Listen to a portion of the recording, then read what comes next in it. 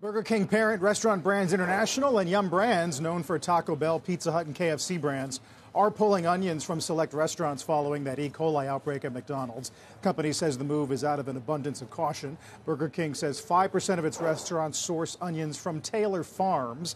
That is the supplier at the center of the outbreak, which killed one person and sickened 49. Our next guest says the U.S. needs to focus more on preventing outbreaks rather than reacting to them. Reports Ronholm is USDA, former Deputy Secretary for Food Safety, and joins us this morning. Brian, appreciate the time on an important story. I wonder whether you think this whole episode is an indictment of the food system or if the early safety notices here are a good sign about our reaction. The best way to approach this is to always think that the food supply is vulnerable. So when you take that approach, you recognize that threats are constantly evolving, and you really have to stay vigilant. And that means everyone, industry, regulators, consumers, because the thing about these threats is they're constantly, new ones are emerging, new strains of pathogens are always emerging. So you need to have an infrastructure in place that can adequately stay on top of these problems before they become a crisis. What would you tell viewers? In this case, it's about onions. We've had past episodes about lettuce. But is there something about produce versus beef that is maybe more nefarious than the other? That's absolutely right, Carl. So over the past 10, 15 years, we've seen this shift of the E. coli threat away from beef products and more toward produce. And that speaks to just kind of the variables that are involved with growing produce, because there are things that growers can't control. Is the water contaminated because there's a large cattle field nearby, or there are wild animals that are dropping feces in the fields?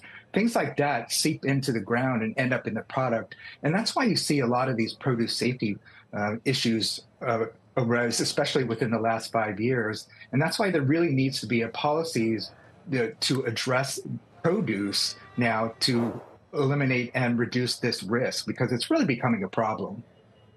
Is there any suggestion from what you've seen so far, Brian, that McDonald's or this supplier, Taylor Farms, which is, I understand is a very big supplier,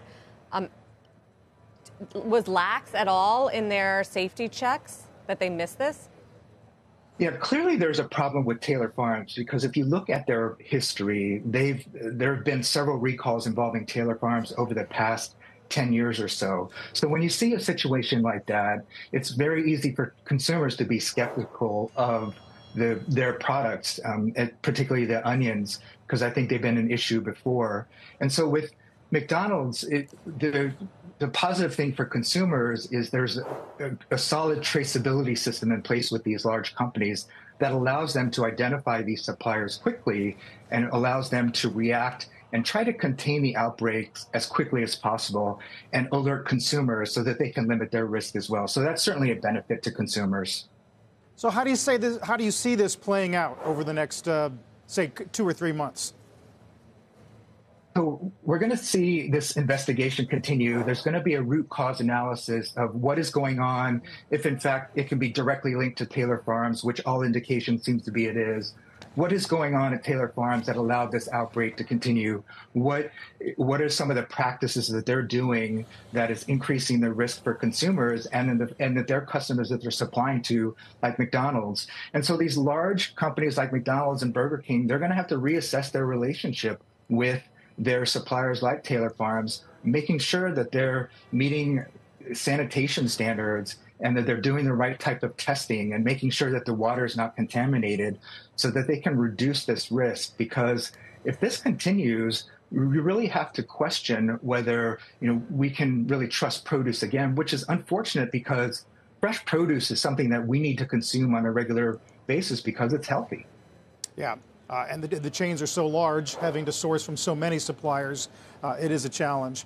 Brian, appreciate the insight on an eventful week in the restaurant space. Thanks so much.